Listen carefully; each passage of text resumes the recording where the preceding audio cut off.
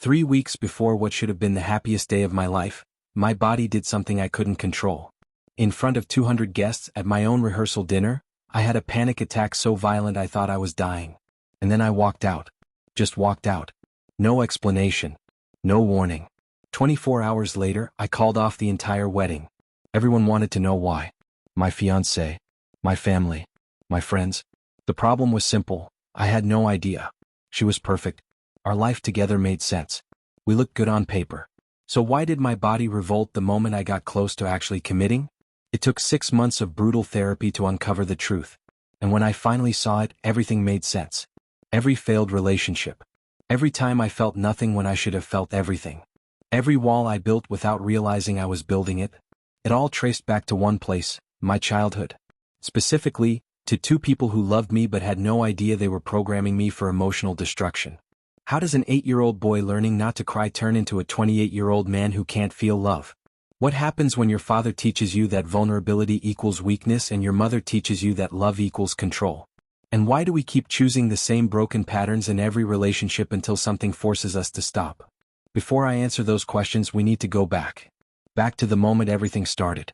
Back to the day I learned that being seen was dangerous. Because that's where this story really begins. 3 weeks before my wedding, I had a panic attack so severe I thought I was dying. We were at the rehearsal dinner. 200 guests. String quartet playing Pachelbel. My fiancée Sarah looked like she'd stepped out of a bridal magazine. Everything was perfect. And that's when my chest caved in. I couldn't breathe. The room started spinning. I grabbed the edge of the table and everyone stopped talking. Sarah's hand was on my shoulder asking if I was okay, but her voice sounded like it was coming from underwater. I stood up, knocked over a champagne glass and walked out. Just walked out of my own rehearsal dinner in the middle of Manhattan with 200 people staring at my back. I didn't go home that night.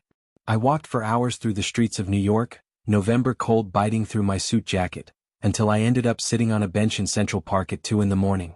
My phone wouldn't stop ringing. Sarah. My mom. My best man. I turned it off. Because the truth was, I had no idea what to tell them. I had no idea what had just happened to me. The only thing I knew for certain was this: I couldn't marry Sarah. And I couldn't explain why. The next morning I called off the wedding.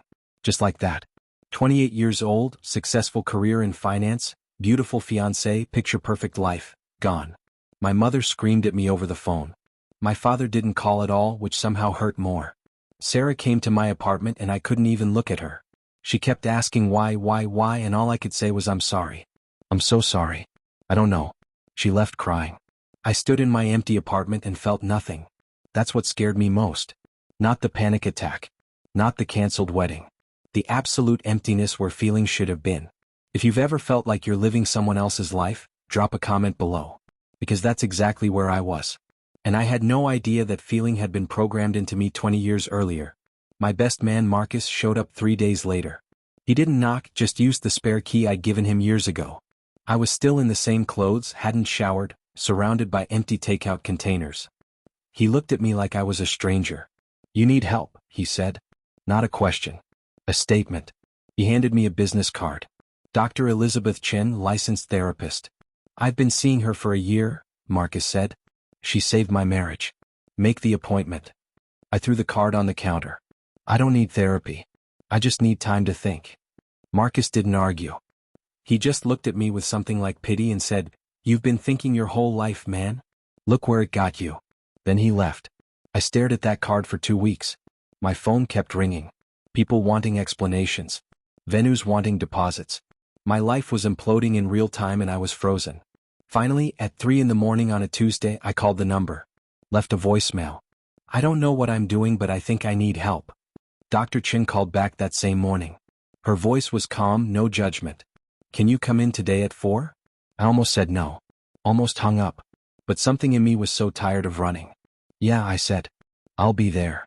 Her office was in the Upper West Side, one of those old brownstones with creaky wooden floors. Nothing like I expected. No leather couch, no notepad, just 2 chairs facing each other and a window overlooking the street. She was maybe 50, Asian woman with kind eyes and this presence that made you feel like she could see right through you. Tell me why you're here, she said after we sat down. I called off my wedding. I tried to sound casual, like it was no big deal. Just got cold feet, I guess. Everyone says I'll regret it, but I don't think I will. I just need to get my head straight and move on.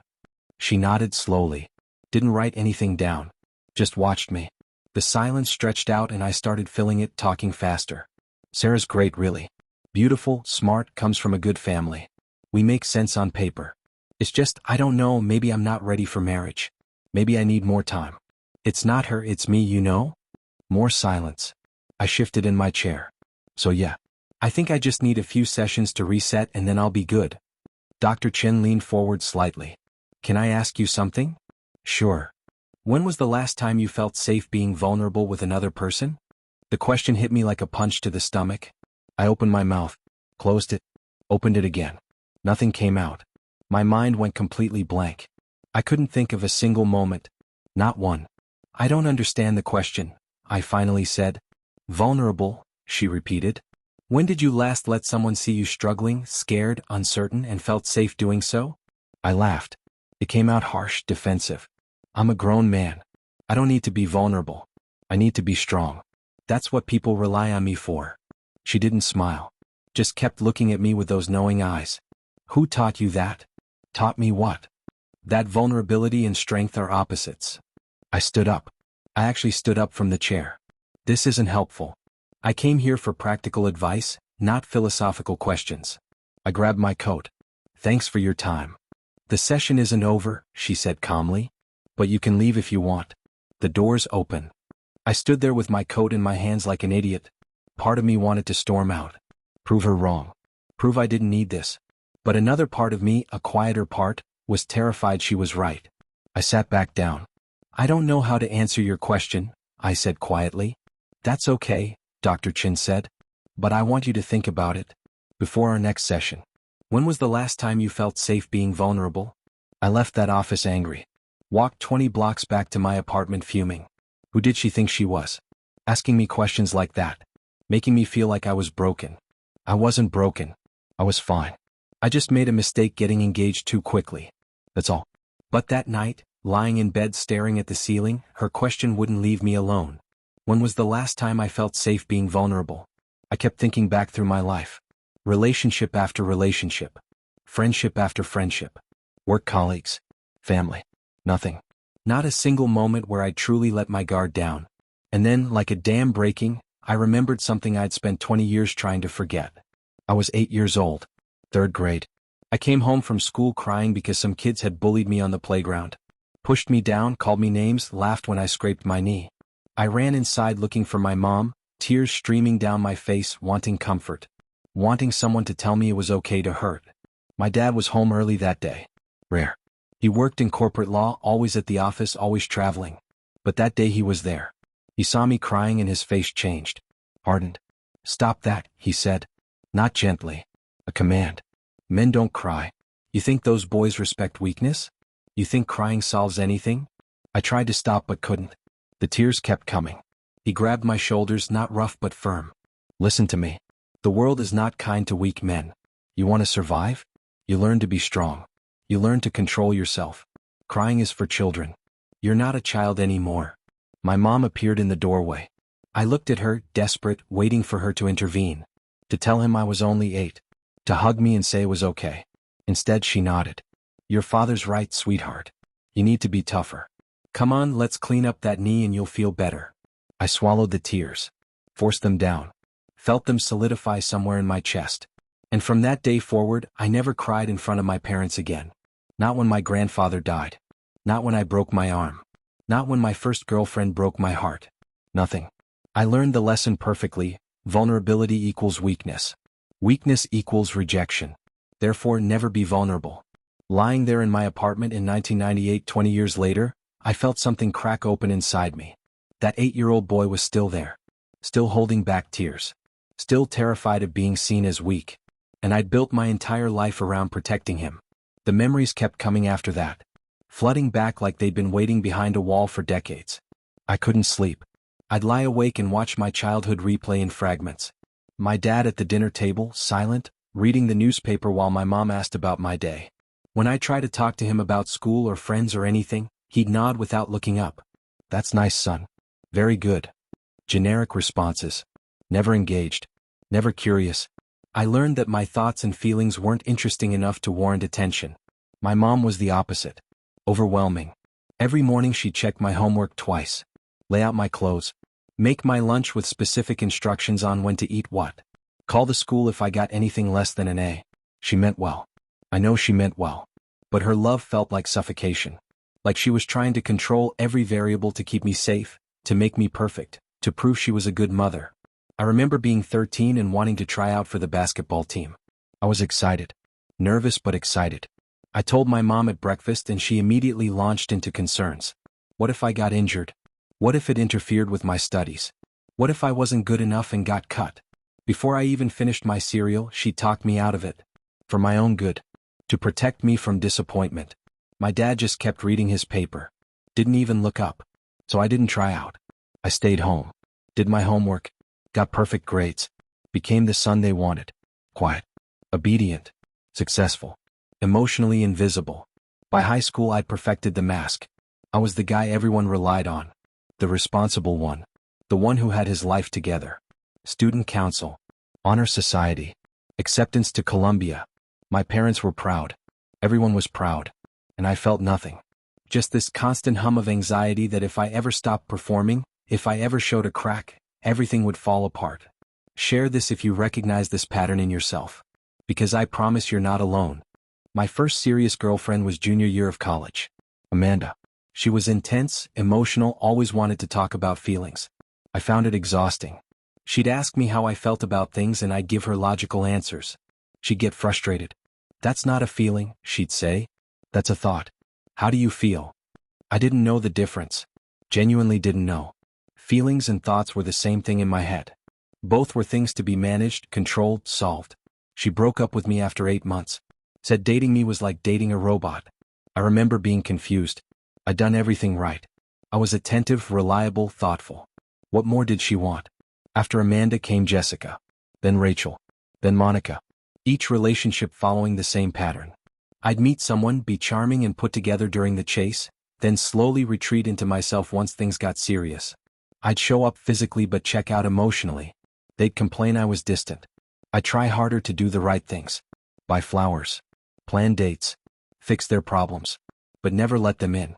Never let them see me uncertain or scared or struggling. They all ended the same way. Them wanting more. Me not understanding what more meant. Eventually they'd leave or I'd leave and I'd feel relief more than sadness. Relief that I could stop pretending. Stop performing. Stop trying to figure out what emotions I was supposed to be having. Then I met Sarah. 26 years old, tired of failed relationships, ready to settle down. Sarah was different. She didn't push. Didn't demand emotional intimacy. Came from a family just like mine. Successful father, anxious mother, perfect facade. We understood each other on that level. Our relationship was comfortable. Easy. We looked good together. Our families approved. It made sense. So I proposed. Because that's what you do at 27 when you have a good job and a nice girlfriend. You propose. You get married. You check the box. Keep moving forward on the prescribed path. I never asked myself if I loved her. Not really. Because I didn't know what love actually felt like beyond the performance of it. Standing in Dr. Chen's office for my second appointment, I told her all of this. The words poured out of me for 90 minutes straight. She barely spoke. Just listened. Let me talk. Let me piece it together myself.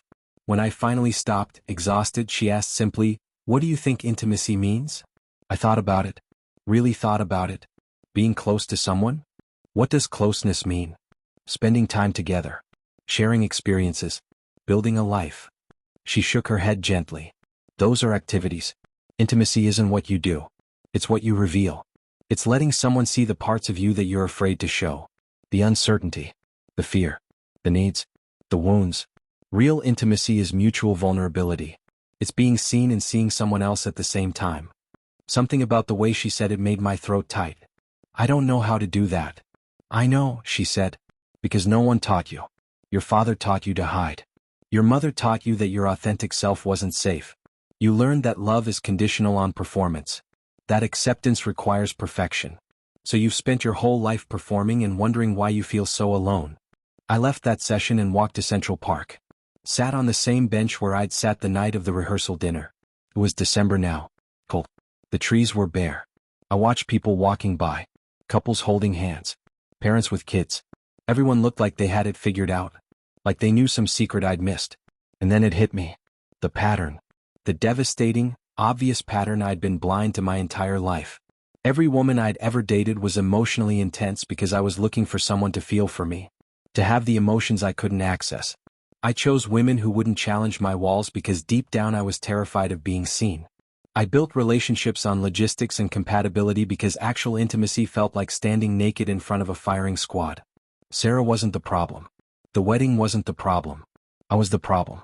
Or not even me, but the defensive structure I'd built to survive my childhood. The walls I'd erected to protect that 8-year-old boy who learned that crying meant rejection. I was marrying Sarah for the same reason my dad married my mom. Not for love. For image. For expectation. To prove I was successful. To check the box. To keep moving through life without ever having to stop and feel anything real. My parents' marriage wasn't a marriage. It was a business arrangement with shared assets and a suburban house. They barely spoke to each other. Slept in the same bed for 30 years and remained complete strangers. My dad buried himself in work.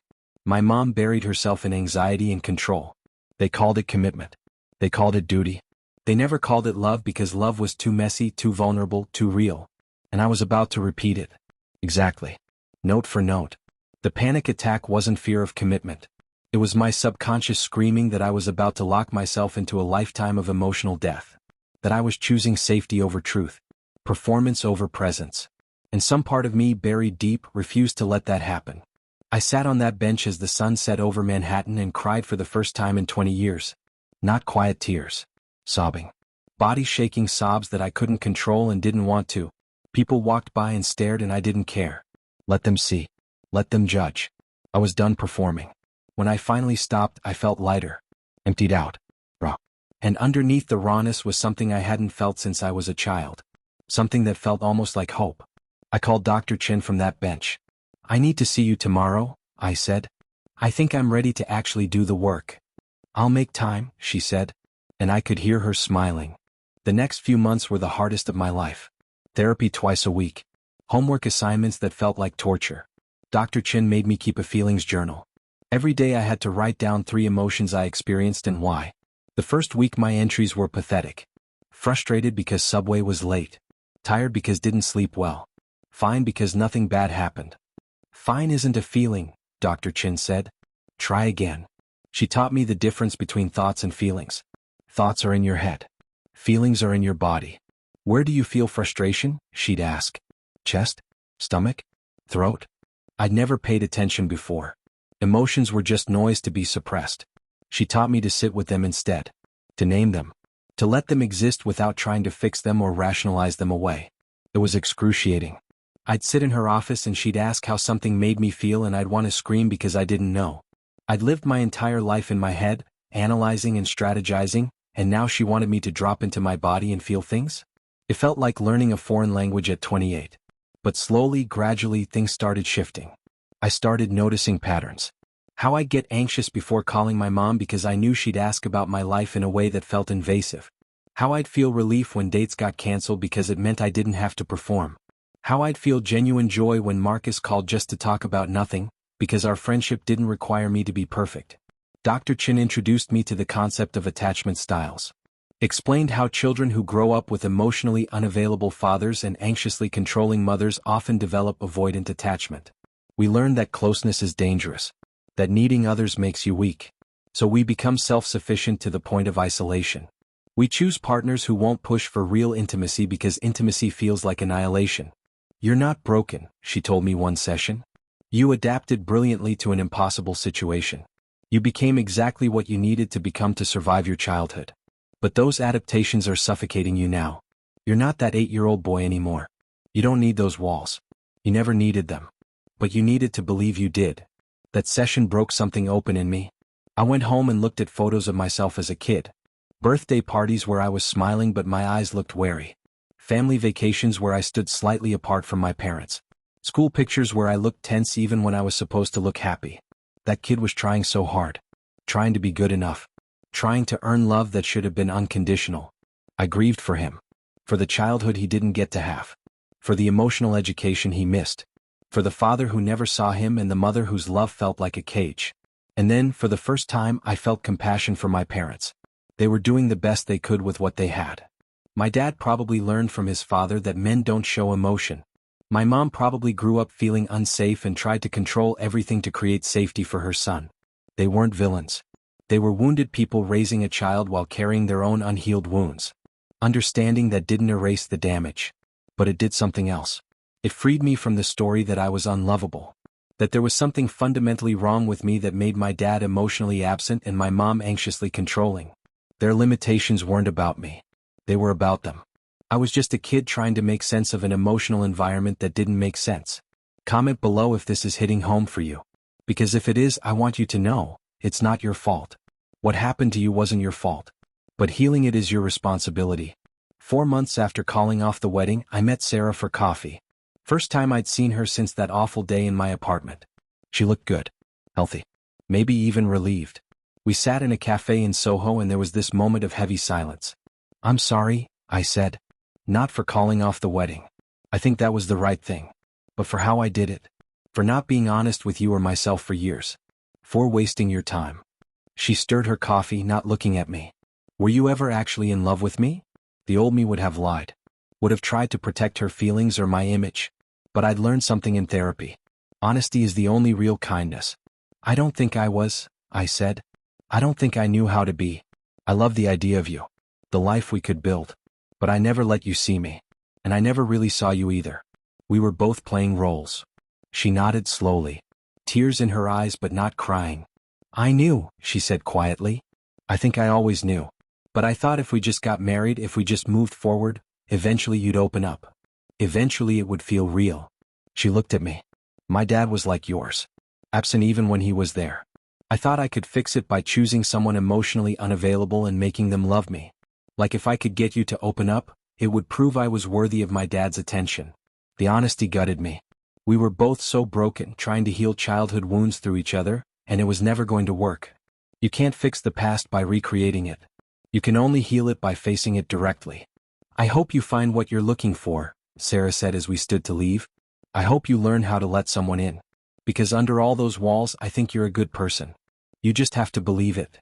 We hugged. A real hug. The most intimate moment we'd ever had because it was honest. Then we walked away from each other and I felt something I hadn't felt with any previous breakup. Genuine sadness mixed with genuine relief. Both at once. Not one or the other. Both. Complex emotions. Human emotions. The kind I'd been running from my whole life. By month 6 of therapy, I was doing things that terrified me.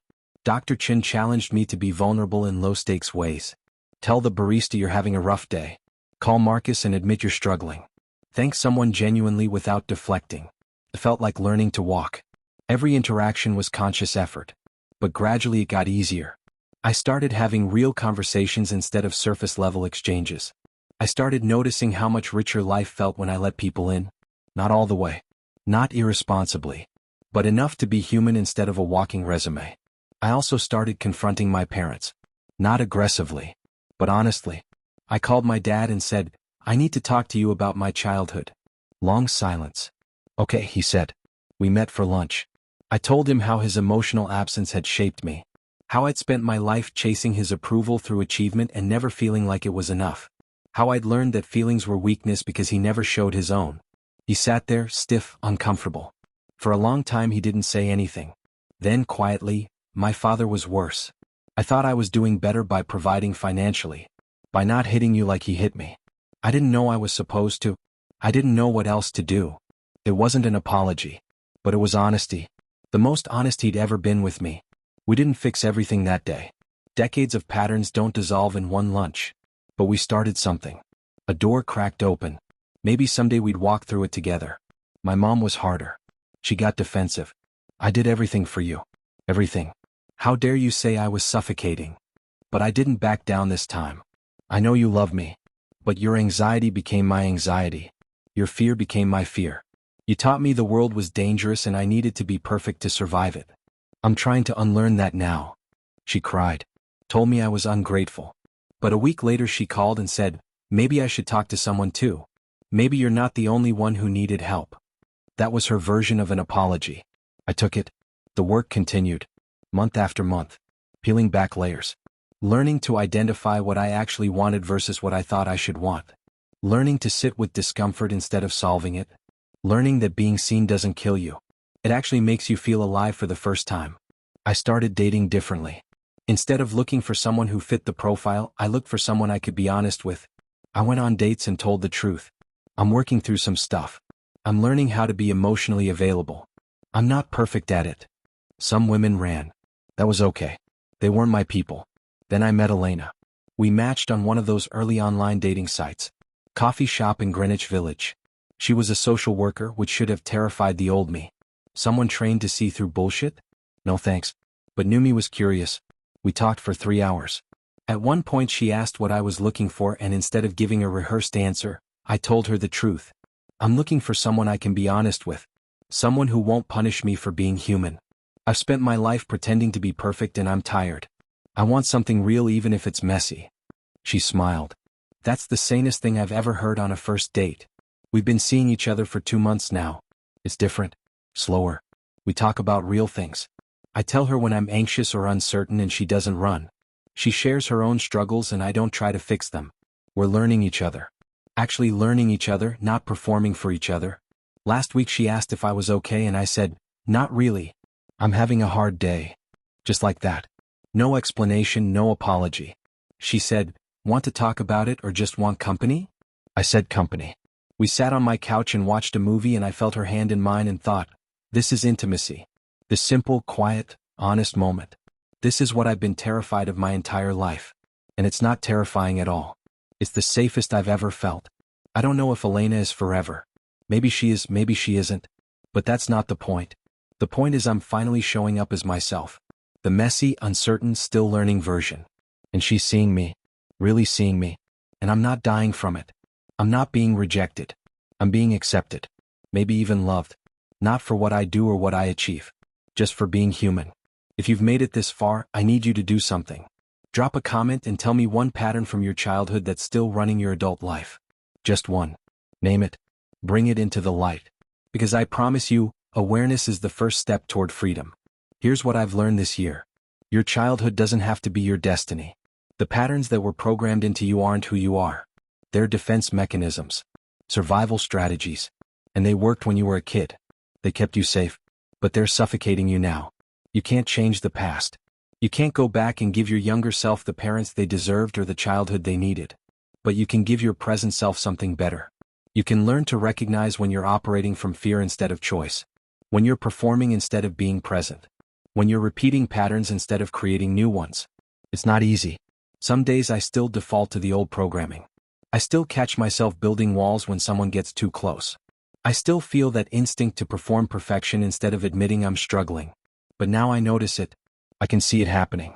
And seeing it gives me the choice to do something different. That's all growth is. Not becoming a different person. But becoming aware enough to choose differently. To pause between the trigger and the reaction. To ask yourself, is this fear talking or is this me? Am I choosing this or am I repeating this? 1998 was the year my life fell apart. It was also the year my life actually began. The year I stopped running from myself. The year I started the painful, beautiful work of becoming whole. I lost a fiancé, disappointed my family, confused my friends, and spent more money on therapy than I care to admit. Best investment I ever made.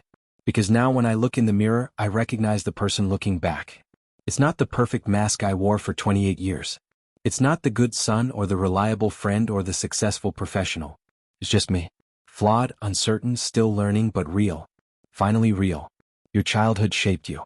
It shaped your beliefs about love, about vulnerability, about what you deserve and what's possible. But it doesn't have to define you. The patterns that were written into you can be rewritten. The wounds can heal. The walls can come down. Not overnight. Not easily. But they can. I'm standing in my apartment in December 1998. 10 months since the panic attack. 10 months since I walked out of that rehearsal dinner. The holidays are coming. My parents invited me for Christmas. I said yes but told them I'm bringing Elena and we're only staying 2 days. Setting boundaries. That's new. Marcus called this morning. Asked how I'm doing. I told him the truth. Some days are hard.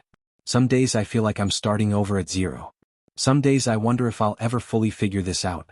He said, none of us have it figured out, man. We're all just trying. At least now you're trying honestly. He's right. That's all any of us can do. Try honestly. Show up as we are. Let people see us. Risk the vulnerability. Choose connection over protection. It's terrifying. It's also the only way to actually live. If you're watching this and something inside you recognized your own story in mine, please don't ignore it.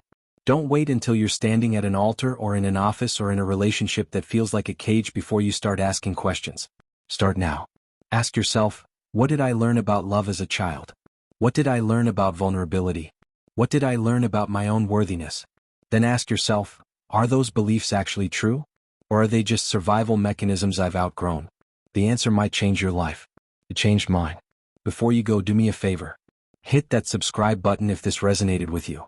Share this video with someone who needs to hear it. And drop a comment telling me one thing from your childhood that's still influencing your relationships today. Let's build a community of people who are brave enough to look at their patterns and choose differently. Because here's the truth they don't tell you. The bravest thing you can do isn't achieving more or performing better. Just being honest with yourself, with others, about who you are and what you need and what you're afraid of. That's real strength. Not the performance of invulnerability, but the courage to be seen. 1998 taught me that. New York taught me that. That panic attack in the middle of my rehearsal dinner taught me that. And I'm grateful, genuinely grateful, for the collapse that led to the awakening, for the pain that led to the growth, for the fear that finally forced me to face the truth. Your childhood is not your fault, but your healing is your responsibility, and you're worth it. Every painful session, every uncomfortable conversation, every moment of vulnerability that feels like standing naked in Times Square. You're worth it. The life waiting on the other side of that fear is worth it. Thank you for being here. Thank you for listening. Thank you for being brave enough to look at your own patterns. I see you. And I promise you're not alone in this. Now go do the work. Your future self is waiting.